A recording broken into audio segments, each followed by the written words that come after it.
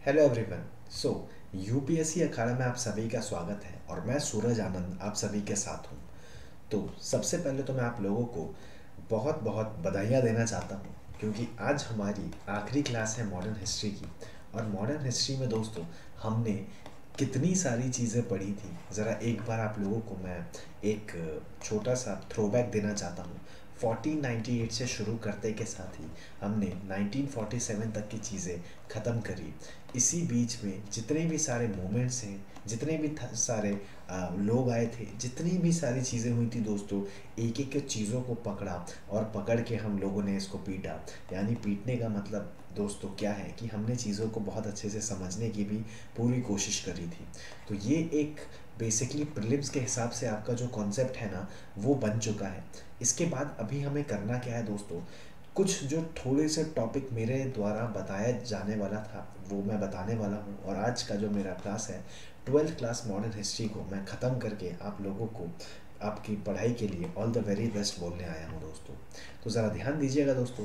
अब मैं क्या करता हूँ, टॉपिक आप लोगों ने शुरुआत में ही देखा होगा कि यहाँ पर जितनी भी चीज़ें होंगी, मैंने इम्पॉर्टेंट ब्रिटिशर्स के जितने भी कम्युनिटीज़ हुआ करते थे, कमीशंस हुआ करते थे, उन को लेकर के ये क्लास रखी है। और उसी के साथ ही साथ आखिरी क्लास है दोस्तों, तो ज़रा ध्यान दीजिएगा। जितने भी सारे मोमेंट्स हुए थे, मूवमेंट्स हुए थे, और मोमेंट्स नहीं सॉरी वो मोमेंट्स आते हैं दोस्तों, तो जितने सारे मूवमेंट्स हुए थे उनमें कौन कौन से पीपल जुड़े हुए थे और उन्होंने क्या काम किया था दोस्तों, तो वो सब कुछ बता करके हमारी क्लास को एंड करने से पहले एक टॉपिक और, मैं वॉइस रॉयस के बारे में भी बताऊंगा, गवर्नर जनरल के बारे में बताऊंगा, और उनका क्या हमारे इंडिया में योगदान हुआ करता था उस पर भी मैं बातें करूंगा दोस्तों।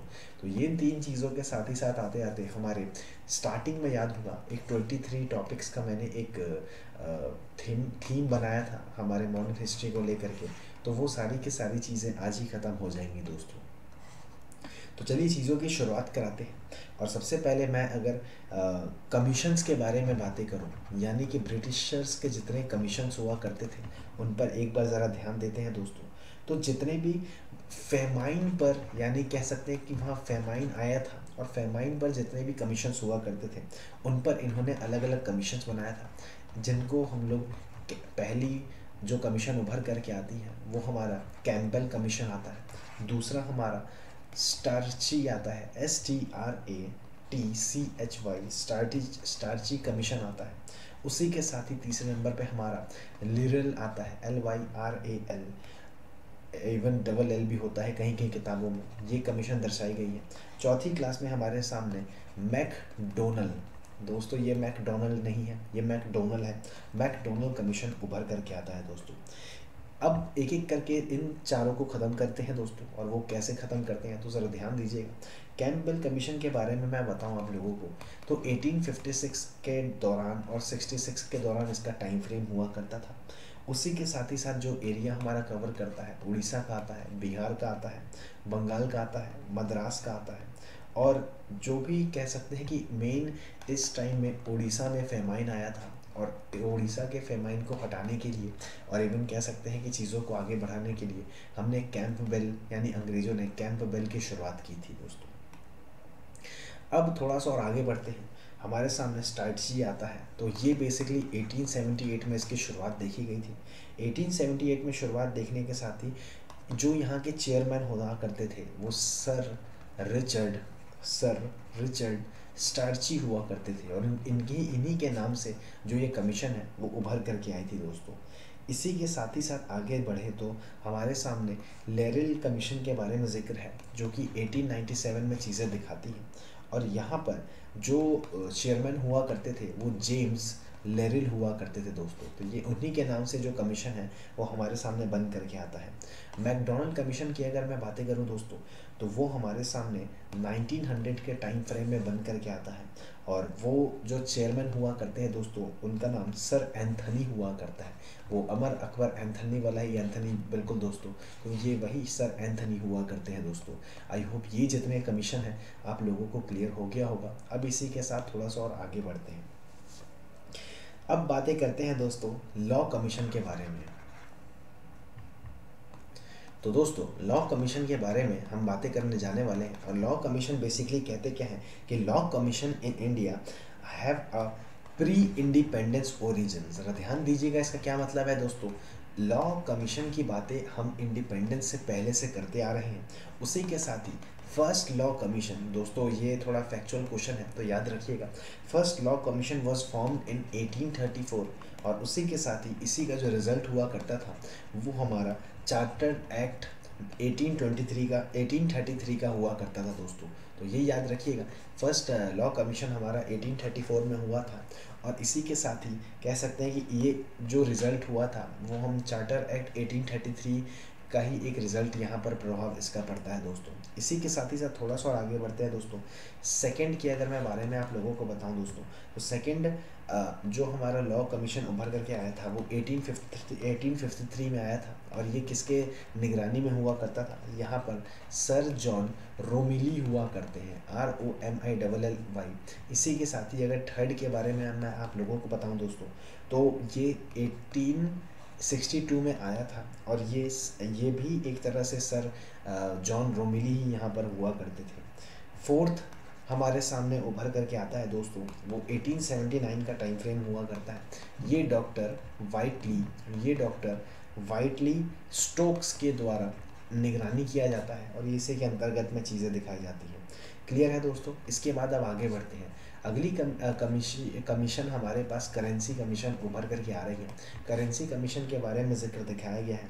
यहाँ पर क्या होता है दोस्तों, मैन्सफील्ड नाम से एक कमीशन आती है, Mansfield commission by Dufferin, DUFFERIN in 1886। Clear है दोस्तों। मैन्सफील्ड के नाम से एक कमीशन आती है, करेंसी कमीशन के बारे में मैं बातें कर रहा हूँ, वो एक मैन्सफील्ड कमीशन आता है बाय डफरिन के द्वारा 1886 में चीज़ें दर्शाई जाती हैं।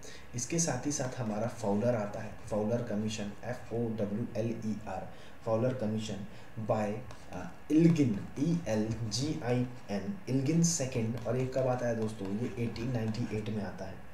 इसी के साथ ही साथ हम लोग बबिंगटन आता है, BABINGTON, बबिंगटन स्मिथ कमीशन उभर करके आता है दोस्तों। ये चेम्सफोर्ड के द्वारा CHELMS चेम्सफोर्ड के द्वारा बनाया जाता है, और ये दोस्तों कब आता है, ये 1919 में आता है। इसी के साथ ही one of the most important Hilton Young, Hilton Young commission आता है, और ये जो उस टाइम के लीडर हुआ करते थे वो लिंगलिथ ग्रो हुआ करते थे, और इन्होंने 1926 में इसकी शुरुआत की थी दोस्तों। तो ये हमारा करेंसी कमीशन हुआ करता है। इसी के साथ ही साथ थोड़ा सा आगे बढ़ूं दोस्तों, तो हमारे सामने अगले कमीशन हुआ करते हैं। आपको कुछ नाम मैं बताता हूं, जो कुछ इरिगेशन के लिए हो गया, कोई पुलिस रिफॉर्म के लिए हो गया, तो ज़रा ध्यान देते जाइएगा दोस्तों। अदर कमीशन के बारे में मैं अगर आप लोगों को बातें करूं, तो सबसे पहला हमारे सामने फ्रासर कमीशन आता है, FRASER। फ्रासर कमीशन बेसिकली क्या कहते हैं, ऑन द इरिगेशन पर्पज से बनाया जाता है बाय लॉर्ड कर्जन के द्वारा, और कब बनाया जाता है, 1901 में बनाया जाता है। इसी के साथ ही हमारे सामने हाँ, एक दोस्तों हल्का सा कन्फ्यूज़न यहाँ पर दे रखा है, वो मैं इसको क्लियर करना चाहता हूँ कि जो फ्रासर अभी जस्ट मैंने बताया है, ये हमारा जो कमीशन हुआ करता है दोस्तों, कर्जन के द्वारा होता है, और ये 1901 नहीं 1902 में होता है। एक बार फिर से मैं इसको बताना चाहता हूँ कि फ्रासर के द्वारा जो किताब में लिखी हुई है, ये मैं आप लोगों को गलत बताता हूँ। इवन ये मान करके चलिए कि ये किताबों की भी गलती मैं आप लोगों को बताता हूँ दोस्तों। कौन सी किताब है मैं नहीं बताऊँगा, क्योंकि आप लोग देख करके हैरान हो जाइएगा। तो फ्रासर कमीशन का जो जिक्र है दोस्तों, हमारे सामने कुछ इस तरह से आ रही है कि फ्रासर कमीशन के बारे में, जो कि कर्जन के द्वारा ही आगे बढ़ाया गया था, लेकिन ये पुलिस रिफॉर्म पर बातें की गई हैं, और पुलिस रिफॉर्म कर बातें की जाने के साथ ही साथ जो डेट है वो 1902 में आया था। इससे पहले अगर कोई कमीशन आया था जो कि कर्जन के ही द्वारा आया था दोस्तों, तो वो हमारा स्कॉट कमीशन आया था, जो कि हमारा इरिगेशन पर्पस से हुआ करता था, और ये कब आया था, 1901 में आया था दोस्तों।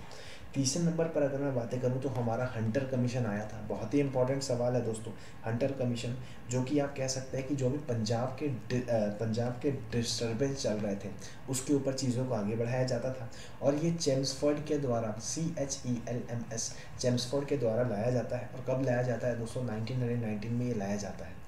इसी के साथ ही साथ फोर्थ पर बातें करें तो बटलर कमीशन आता है। बटलर कमीशन आता है, बटलर कमीशन में चीज़ें क्या दिखाती हैं दोस्तों कि इंडियन स्टेट का जो रिलेशन हुआ करता है, मतलब state relation with the British crown के साथ, मतलब हमारा क्राउन के साथ क्या रिलेशन हुआ करता है वो ये दिखाता है। और ये इरविन के द्वारा लाया गया था। और कब लाया गया था? 1927 में ये लाया गया था। इसी के साथ आगे बढ़ो दोस्तों, तो हमारे सामने वाइटली एक WHITLEY वाइटली एक कमीशन आया करता था। ये एक कमीशन हुआ करता था लेबरों के ऊपर, और ये भी हमारे इरविन के द्वारा लाया गया था 1929 में दोस्तों। छठे नंबर पर अगर मैं बातें करूँ तो हमारे पास सापरू कमीशन आया था, SAPRU। सापरू कमीशन के बारे में क्या कहा जाता है? ये अनएम्प्लॉयमेंट के बारे में चीज़ें बताती हैं। और अनएम्प्लॉयमेंट के बाद में जो लीडर हुआ करते थे वहाँ पे लिंगलिथगो हुआ करते थे, LINLITHGOW, लिंगलिथगो हुआ करते थे 1935 में दोस्तों। इसी के साथ ही साथ सातवें नंबर पर अगर मैं बातें करूं तो हमारे सामने चालफील्ड हुआ करते थे। चालफील्ड एक कमीशन हुआ करते थे जो कि आर्मी के ऊपर लाई गई थी कमीशन, और ये भी हमारा लिंगलिथगो के द्वारा ही बनाया गया था। कब? 1939 में दोस्तों। क्लियर है? आगे बढ़ते हैं, बहुत आराम से जा रहे हैं। और अगर ना समझ में आएगा तो खैर लाइव तो मैं हूँ नहीं, लेकिन ये ज़रूर कहूँगा वीडियो को बहुत ही पॉज कर करके देखते जाइए, और बीच में कभी डाउट सेशन मैं लूँगा ही तो उसमें मैं लाइव आऊँगा ही आऊँगा दोस्तों। फ्लॉड कमीशन के बारे में मैं बातें कर रहा हूँ। फ्लॉड कमीशन के बारे में बातें होती हैं। यहाँ पर होता क्या है, बंगाल पर एक कमीशन बनती है। ये भी हमारा लिलिथगो के द्वारा बनाया जाता है, और ये 1940 में चीज़ें दर्शाई जाती हैं। नौवें नंबर पे हमारे सामने दुरंत कमीशन आता है। और दुरंत कमीशन के बारे में क्या कहा जाता है दोस्तों? बेसिकली दुरंत एक लाइन है, DURAND। दुरंत एक लाइन है जो कि इंडिया और अफगानिस्तान को बांटता है, और ये उसी के बारे में चीज़ें हमारे सामने दर्शाती हैं। तो ये जितनी भी बातें हुई थी दोस्तों हमारे ब्रिटिशर्स के द्वारा, कमीशंस कितने हो गए और उन्होंने क्या क्या योगदान दिया था दोस्तों हमारे इंडिया में, वो सारी चीज़ें आप लोगों को मैंने बताई। इसी के साथ ही साथ अब जो क्या करेंगे दोस्तों, अलग अलग मूवमेंट्स को उठाएंगे। जैसे स्वदेशी मूवमेंट, स्वदेशी मूवमेंट के बारे में अगर मैं बातें करूं तो जैसे इंडियन मूवमेंट जितने भी हमारे हुए थे उनमें कौन कौन से लोग उभर करके आए थे, और अगर इम्पोर्टेंट अगर लगा तो मैं उनको जो एक कह सकते हैं कि उनका क्या योगदान रहा था वो भी आप लोगों को मैं बता करके ही जाऊँगा दोस्तों। तो स्वदेशी मूवमेंट में हमारे सामने पहले तो तिलक जी आया करते थे। तिलक जी के बारे में अगर मैं बताऊं तो आप लोगों को पता ही है कि किस हिसाब से इन्होंने काम किया था। और अगर मुंबई में गणपति पूजा के बारे में बातें हो गई या फिर शिवाजी फेस्टिवल के बारे में अगर बातें होती हैं तो उनके जो फाउंडर हुआ करते थे वो तिलक जी ही हुआ करते थे। इसी के साथ ही लाला लाजपत राय हुआ करते थे। ये सभी के सभी लोग स्वदेशी मूवमेंट से दोस्तों ताल्लुक़ रखते हैं, जिस वजह से काफ़ी ज़्यादा इंपॉर्टेंट हमारे सामने उभर करके आया है। तो लाला लाजपत राय का जिक्र आता है। तीसरे नंबर पर अगर मैं बातें करूं दोस्तों तो सैयद हैदर राजा आते हैं। सैयद हैदर रज़ा आते हैं, इनका भी जो ताल्लुक़ है वो हमारा स्वदेशी मूवमेंट से ही आता है। इसी के साथ ही हमारे सामने चिदम्बरम पिल्लई आता है दोस्तों। ये सभी नाम आप लोगों को मैंने करवा रखे हैं, टेंशन ना लीजिएगा, कोई नई चीज़ें नहीं बता रहा हूँ, बस मैं रिवाइज करवाते जा रहा हूँ। पाँचवें हमारे सामने बिपिन चंद्रा पाल आते हैं। बिपिन चंद्रा पाल आते हैं। छठे नंबर पे हमारे लैलत LAIKAT लियाकत हुसैन आते हैं दोस्तों। सातवें नंबर पे हमारे आप कह सकते हैं कि RS त्रिवेदी आते हैं। RS त्रिवेदी आते हैं, इनका पूरा नाम होता है दोस्तों रामेंद्र सुरेंद्र त्रिवेदी। आठवें नंबर पे हमारे सामने रविन्द्रनाथ टैगोर आते हैं। नौवें नंबर पे हमारे सामने अगर देखा जाए तो औरबिंदो घोष आते हैं। 10वें नंबर पे हमारे सामने सुरेंद्र नाथ बनर्जी आते हैं। क्लियर है दोस्तों। 11वें नंबर पे हमारे सामने अश्वनी कुमार दत्त आते हैं। उसी के साथ ही साथ ये जितने भी लोग हैं काफ़ी इंपॉर्टेंट है दोस्तों, इस वजह से चीज़ें मैं आप लोगों को करवा रहा हूँ, एक नाम छूट ना जाए दोस्तों। अश्वनी कुमार दत्त के बाद हमारे सामने कह सकते हैं कि जतिंद्र नाथ बनर्जी आते हैं। जतिंद्र नाथ बनर्जी आते हैं। 13वें नंबर पे हमारे सामने गोखले साहब आते हैं। इसी के साथ ही 14 नंबर पे हमारे सामने अब्दुल हलीम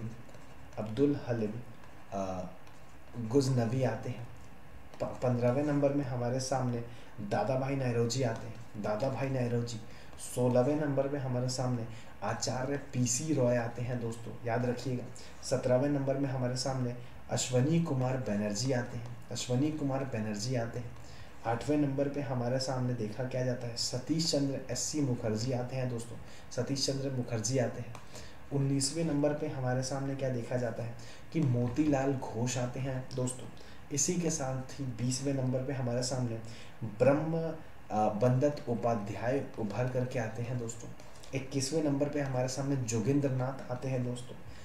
22वें नंबर पे हमारे साथ कहने का मतलब महेंद्र नंदी के नाम से एक उभर करके आते हैं, महेंद्र नंदी के नाम से आते हैं। 23वें नंबर पे हमारे सामने काली शंकर इनका पूरा नाम सुकुल होता है, SUKUL, ये भी हमारे सामने उभर करके आते हैं। 24वें नंबर पे सुरेंद्र लाल आते हैं दोस्तों। ये बहुत सारे नाम हैं, लेकिन याद रखिएगा, एक बार दो बार सुनते जाइएगा, चीज़ें ऑटोमेटिकली आप लोगों को याद होती जाएंगी दोस्तों। इसी के साथ ही साथ हमारे सामने कल्याण मेहता आते हैं।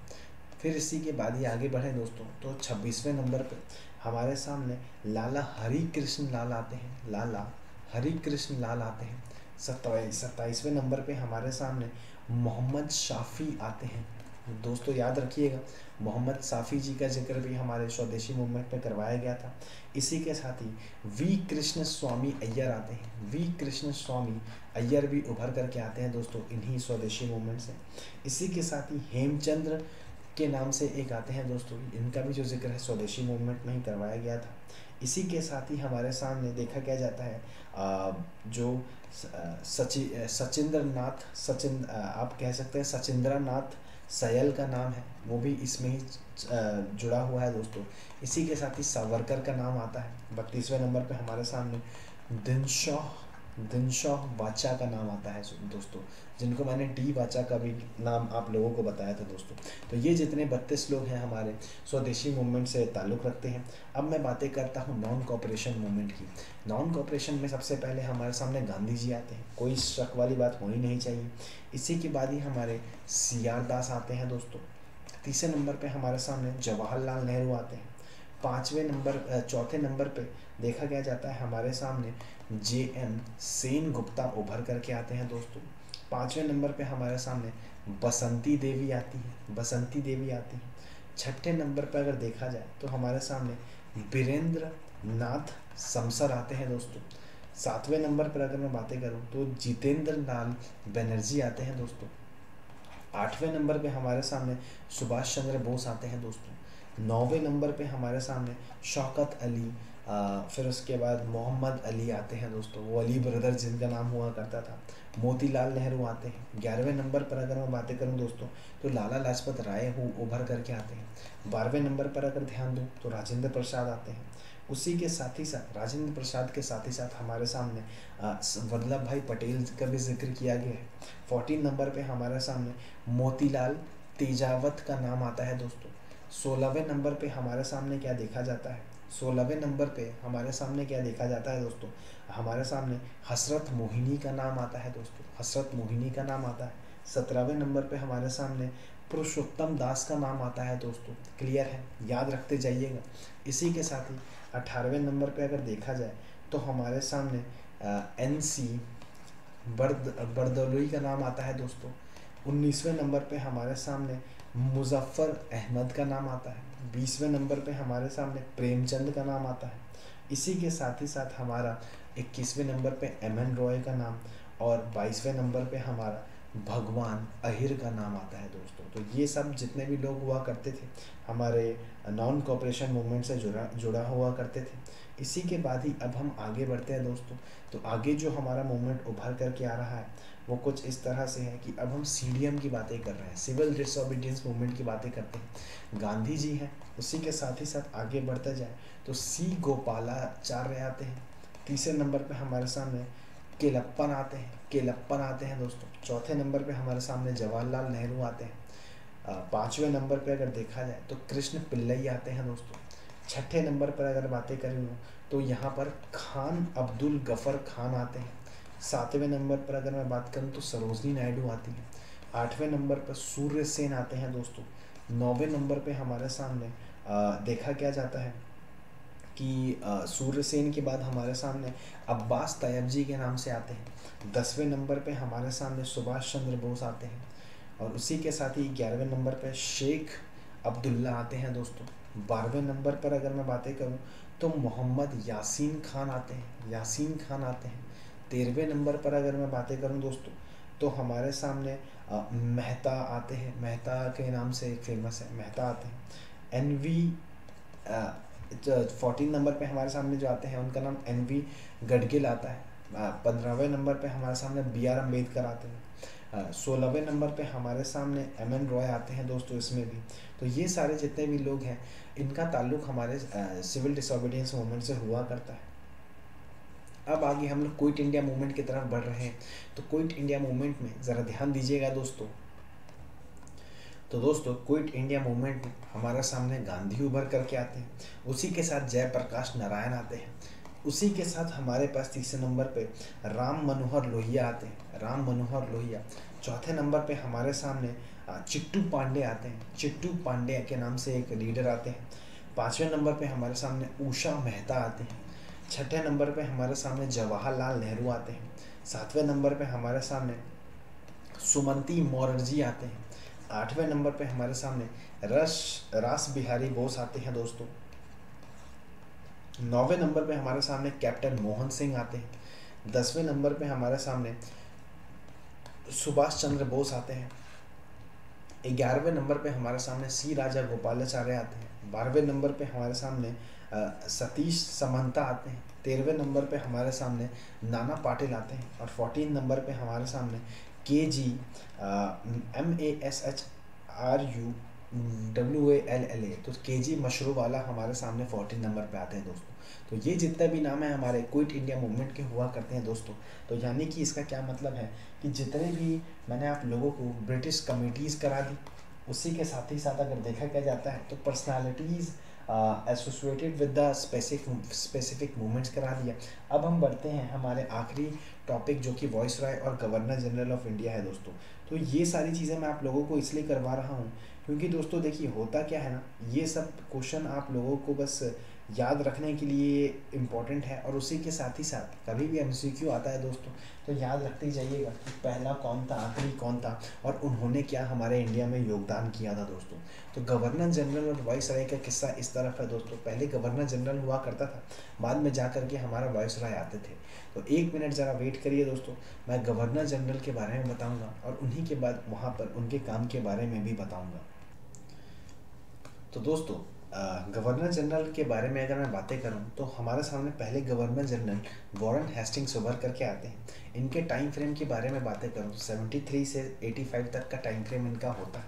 इन्होंने क्या किया था दोस्तों, रेगुलेटिंग एक्ट 1773 को लागू किया था और चीज़ों को आगे बढ़ाया था।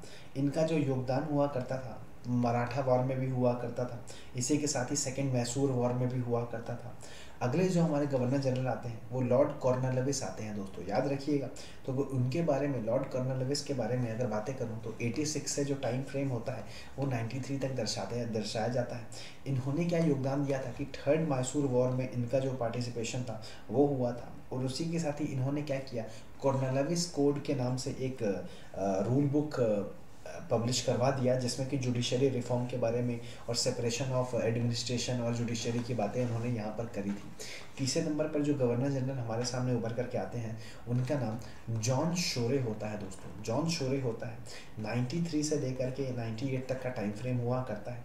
उन्होंने क्या किया था दोस्तों, चार्टर एक्ट ऑफ 1793 उनके ही टाइम में लागू हुआ करता था। चौथे नंबर पे हमारे सामने लॉर्ड वेल्सली हुआ करता है।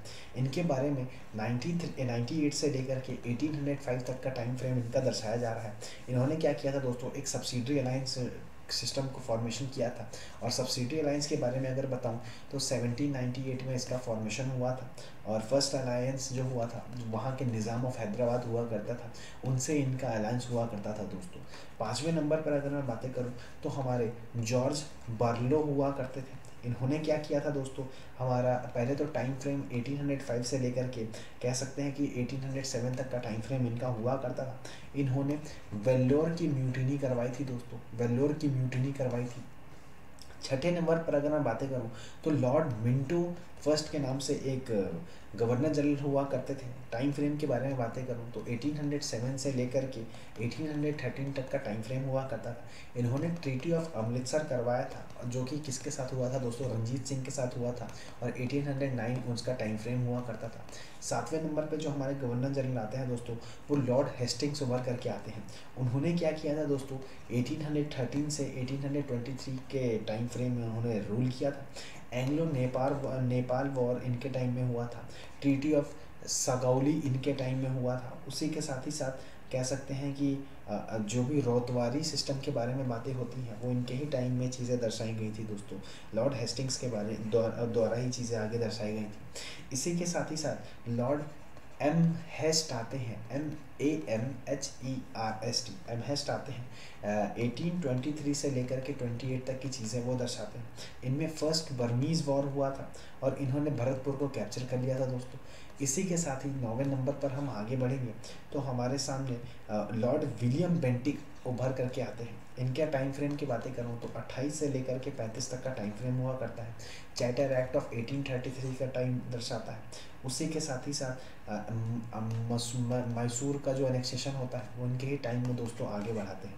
10वें नंबर पर अगर मैं बातें करूँ तो हमारे लॉर्ड मेटकैल्फ होते हैं। इन्होंने प्रेस लॉ शुरुआत करी थी। 11वें नंबर पर अगर बातें करूँ तो लॉर्ड ऑकलैंड होते हैं दोस्तों। इन्होंने क्या किया था, फर्स्ट अफगान वॉर किया था और उस इन्हीं के टाइम में जो रंजीत सिंह थे उनकी मृत्यु हो गई थी दोस्तों। 12वें नंबर पर अगर मैं बातें करूँ तो हमारे सामने इलेनबोर्ग आते हैं। लॉर्ड इलेनबर्ग आते हैं। इनका टाइम में क्या होता है दोस्तों, इन्होंने सिंध को अब हथियाया था और ग्वालियर में जा कर के लड़ाई करी थी दोस्तों। टाइम फ्रेम के बारे में अगर बातें करूँ तो मेट कैफ के बारे में मैंने बातें करी थी, तो 1835 का टाइम फ्रेम हुआ करता था और 1836 का, फिर उसके बाद 36 से लेकर के 42 तक का, 42 से लेकर के 44 तक का हुआ करता था। 13वें नंबर पर अगर मैं बातें करूं दोस्तों तो लॉर्ड हार्डिंग हुआ करते थे। हार्डिंग फर्स्ट हुआ करते थे। इनका टाइम फ्रेम कुछ इस तरह से हुआ करता था कि जो इनके टाइम में एंग्लो सिख वॉर हुआ करता था। 14 नंबर पे हमारे सामने डलहौजी हुआ करते थे और डलहौजी के बारे में चीज़ें पता ही हैं दोस्तों। 48 से लेकर 56 तक का टाइम फ्रेम इनका हुआ करता था। 15वें नंबर पे हमारे सामने लॉर्ड कैनिंग हुआ करते थे दोस्तों और ये आखिरी हुआ करते थे। इन्होंने यूनिवर्सिटीज़ ऑफ कैलकाटा, मद्रास, बॉम्बे की शुरुआत कराई थी और इनके टाइम में 1857 का रिवॉल्ट हुआ था। तो 1856 से लेकर के 1857 तक का टाइम फ्रेम यहाँ हुआ करता था। अब 1857 के बाद में हमारा जो कंपनी की जो चीज़ें हैं वो ख़त्म हो गई थी और डायरेक्ट क्वीन का रूल आया था और उनके बाद यहाँ पर वॉइस रॉयज़ आने की शुरुआत की जाती है दोस्तों। तो ये सब कुछ है हमारे टॉपिक में और ये हमारा आखिरी टॉपिक है। तो ये याद रखिए, लॉर्ड कैनिंग हमारे देखा क्या जाता है कि लास्ट गवर्नर जनरल हुआ करते थे और उसी के साथ ही पहले हमारे वॉइस रॉय हुआ करते थे। 58 से लेकर के 62 तक का टाइम फ्रेम दर्शाया जाता है। ये 1858 है दोस्तों। इसमें हुआ क्या कि जो भी हमारे ट्रांसफ़र ऑफ कंट्रोल सिस्टम है उस पर बातें होती हैं, वाइट म्यूटिनी पर बातें होती हैं। इसी के बाद ही हमारे लॉर्ड इल्गिन हुआ करते हैं। इल्गिन फर्स्ट हुआ करते हैं। इनका टाइम फ्रेम 1862 से लेकर के 1863 हुआ करता है। यहाँ पर इन्होंने वहाबी मूवमेंट किया था। इसी के साथ ही जॉन लॉरेंस आते हैं। जॉन लॉरेंस के बारे में क्या कहा जाता है, 64 से लेकर के 69 तक का टाइम फ्रेम होता है दोस्तों।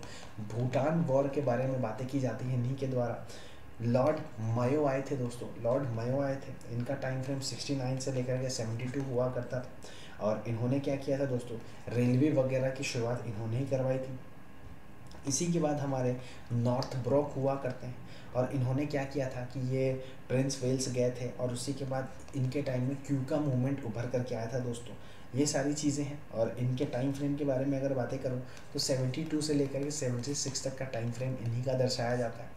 इसी के साथ ही साथ आगे बढ़ूँ तो लॉर्ड लिटन उभर करके आया था और 1876 से लेकर के 1880 तक की चीज़ें यहाँ दर्शाई जाती हैं। इन्हीं के दौरान में फैमाइन उभर करके आया था। आर्म्स एक्ट पर बातें करें तो वो भी इन्हीं के दौरान में चीज़ें दिखाई जाती हैं दोस्तों। थोड़ा और आगे बढ़ते हैं तो लॉर्ड रिपन आए थे हमारे सामने।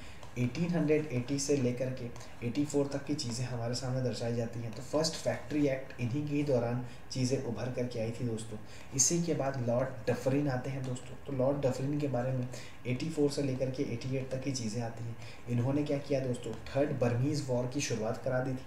उसी के साथ ही लॉर्ड हमारे सामने लैंड्स डॉन उभर करके आते हैं, LASDOWNE। इन्होंने फैक्ट्री एक्ट की शुरुआत कराई थी दोस्तों। इसी के साथ ही साथ हमारे एल्गिन टू उभर करके आते हैं। इनके टाइम फ्रेम की बातें होती हैं तो 94 से 99 तक की चीज़ें आती हैं, ये सारी चीज़ें आती हैं। अब आगे बढ़ते हैं दोस्तों, तो 99 तक की बातें हमने देखी। इसी के साथ हमारे कर्जन आते हैं, लॉर्ड कर्जन आते हैं। ये 1898 से लेकर के 1905 तक रहे थे। ये पार्टीशन ऑफ बंगाल इन्हीं के दौरान में एक गेम खेला गया था। उसी के साथ ही मिंटो टू आते हैं हमारे पास दोस्तों। तो 1905 से लेकर के हमारे साथ देखा क्या जाता है कि 1905 से लेकर के 1910 तक का उनका टाइम फ्रेम हुआ करता था। इन्होंने कांग्रेस के स्प्लिट में ये भी हुआ करते थे और चीज़ों को आगे बढ़ाने का काम इनके द्वारा भी किया गया था। इसी के सामने हार्डिंग टू हुआ करते थे। हार्डिंग टू के टाइम के बारे में बातें करूँ तो 10 से लेकर के 1916 तक की चीज़ें दर्शाई जाती हैं। इन्हीं के दौरान में क्या कहा जाता है कि जो कैपिटल है वो ट्रांसफ़र टू दिल्ली होता है। पहले जो कैपिटल हुआ करता था वो कलकत्ता हुआ करता था दोस्तों। इसी के बाद ही चेम्सफोर्ड की बातें होती हैं। तो 16 से लेकर के 21 तक की चीज़ें यहाँ से दिखाती हैं दोस्तों। अब आगे बढ़ें दोस्तों, तो हमारे सामने लॉर्ड रीडिंग आते हैं। रीडिंग आते हैं तो 1921 से लेकर के हमारे सामने 26 तक की बातें दर्शाती हैं। और यहाँ पर क्या होता है, चौरी चौरा का इंसिडेंट काफ़ी ज़्यादा फेमस है दोस्तों, तो ये इन्हीं के टाइम में करवाई जाती हैं। लॉर्ड इरविन आते हैं दोस्तों। लॉर्ड इरविन के टाइम में हमारे दांडी मार्च आते हैं। हमारे कह सकते हैं कि दीपावली एक जो दीपावली डिक्लेरेशन हुआ था वो इन्हीं के दौरान हुआ था। गांधी इरविन पैक्ट भी उभर करके आए थे दोस्तों। इसी के साथ ही लॉर्ड विलिंगटन उभर करके आए थे। लॉर्ड विलिंगटन के बारे में 1931 से लेकर के 36 तक का टाइम फ्रेम इनका हुआ करता था। इन्होंने क्या किया था दोस्तों कि फास्ट अंडू डेथ की एक घोषणा की गई थी और चीज़ों को इस तरह से करवाई गई थी। Third round table of conference इन्हीं के दौरान में किया गया था।